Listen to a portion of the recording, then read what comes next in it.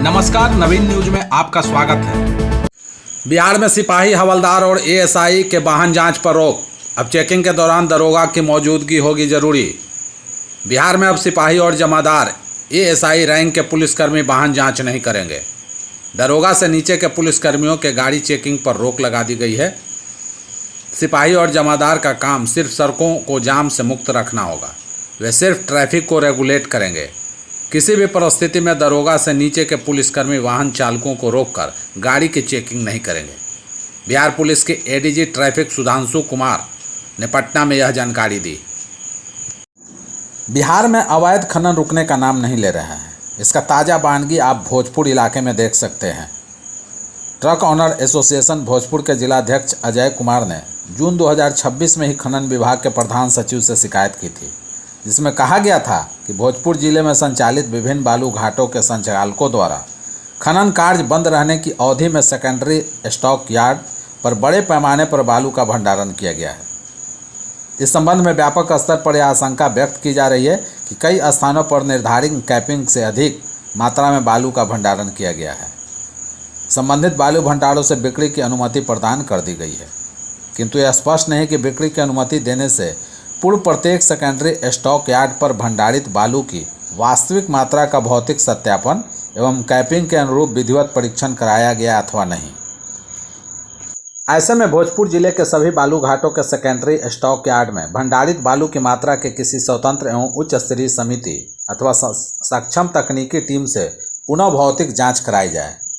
साथ ही यदि जांच में निर्धारित सीमा से अधिक भंडारण, नियमों का उल्लंघन अथवा किसी प्रकार की प्रशासनिक अनियमितता पाई जाती है तो संबंधित बालू घाट संचालकों और दोषी अधिकारियों के विरुद्ध नियमानुसार कठोर कार्रवाई सुनिश्चित की जाए।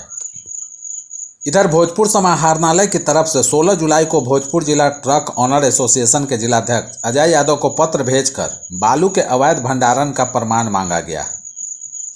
महान उपन्यासकार एवं कहानीकार मुंशी प्रेमचंद के 146वीं जयंती के शुभ अवसर पर खगौल स्थित जमालुद्दीन चक में सूत्रधार कार्यालय में एक भव्य संगोष्ठी का आयोजन किया गया। नाट्य संस्था सूत्रधार द्वारा आयोजित इस कार्यक्रम में क्षेत्र के प्रमुख कलाकार, साहित्यकारों और रंगकर्मियों ने हिस्सा लिया। कार्यक्रम की शुरुआत मुंशी प्रेमचंद के चित्र पर श्रद्धा सुमन अर्पित कर पुष्पांजलि के साथ हुई। इस संगोष्ठी का मुख्य विषय वर्तमान समय में प्रेमचंद के साहित्य की प्रासंगिकता रखा गया था। नाट्य संस्था सूत्रधार के महासचिव नवाब आलम ने बताया कि संस्था हर साल प्रेमचंद जयंती मनाती है। इस बार का विषय युवाओं को ध्यान में रखकर चुना गया है ताकि नई पीढ़ी समकालीन संदर्भों में प्रेमचंद के साहित्य और उनके सामाजिक दृष्टिकोण को बेहतर ढंग से समझ सकें। पटना में एक कार से 840 लीटर शराब बरामद। पुलिस ने घेराबंदी कर पकड़ा तस्कर, गाड़ी छोड़कर हुआ फरार। पटना के गोपालपुर पुलिस ने बिहार में शराबबंदी कानून को सख्ती से लागू करने के उद्देश्य से एक बड़ी कार्रवाई की है। पुलिस ने एक लग्जरी कार से 21 बोरा में कुल 840 लीटर अवैध देसी महुआ शराब बरामद की है।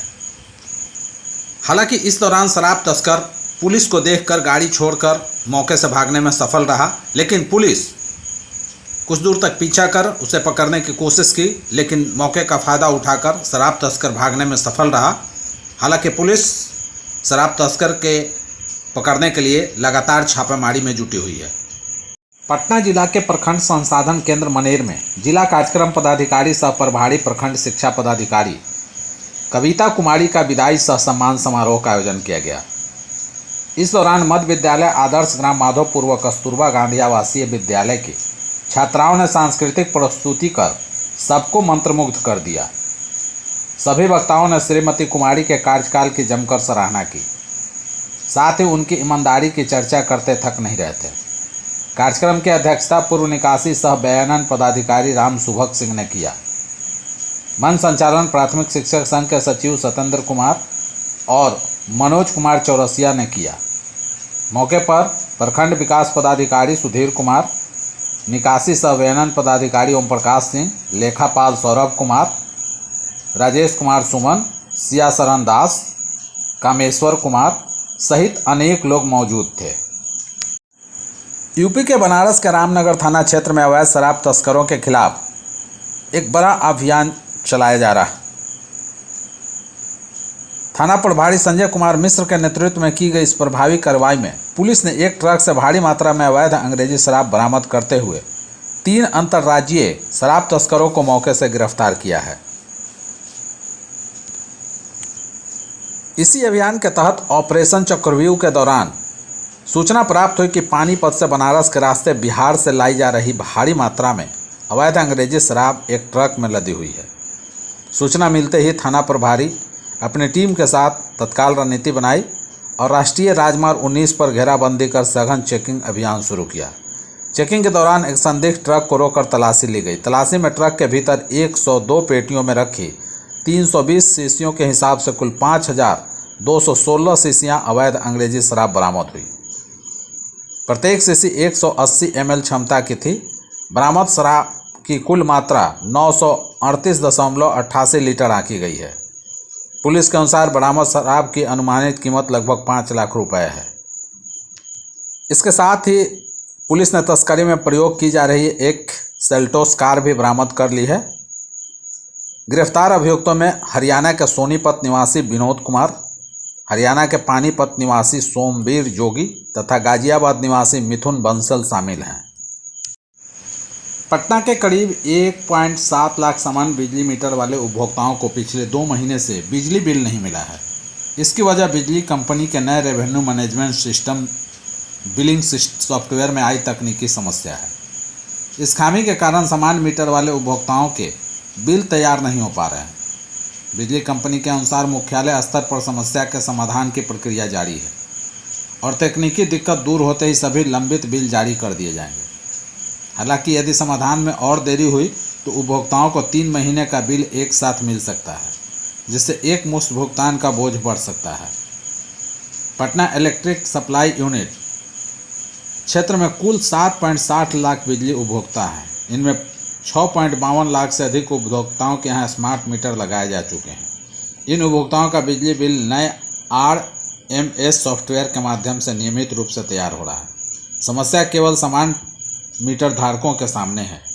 बिजली कंपनी ने स्पष्ट किया है कि बिलिंग में देरी का बिजली आपूर्ति पर कोई असर नहीं पड़ेगा। बिहार के राजनीतिक क्रम में एक बड़ा घटनाक्रम सामने आया है। बिहार सरकार के पंचायती राज मंत्री दीपक प्रकाश की मंत्री पद की कुर्सी बचाने के लिए भारतीय जनता पार्टी के विधान परिषद सदस्य देवेश कुमार अपने पद से इस्तीफा देने जा रहे हैं। राष्ट्रीय जनतांत्रिक गठबंधन के इस फैसले को राजनीतिक रणनीति और बेहतर तालमेल का बड़ा उदाहरण माना जा रहा है। दरअसल संविधान के अनुच्छेद 164(4) के अनुसार कोई भी व्यक्ति यदि विधानसभा या विधान परिषद का सदस्य नहीं है तो वह अधिकतम 6 महीने तक ही मंत्री पद पर बना रह सकता है। पंचायती राज मंत्री दीपक प्रकाश वर्तमान में किसी भी सदन के सदस्य नहीं है। इसी बीच हाल ही में सुप्रीम कोर्ट ने इस मामले में दायर जनहित याचिका पर सुनवाई करते हुए बिहार सरकार से जवाब तलब किया था। अदालत ने पूछा था कि बिना किसी सदन का सदस्य बने कोई व्यक्ति 6 महीने से अधिक समय तक मंत्री पद पर कैसे बना रह सकता है।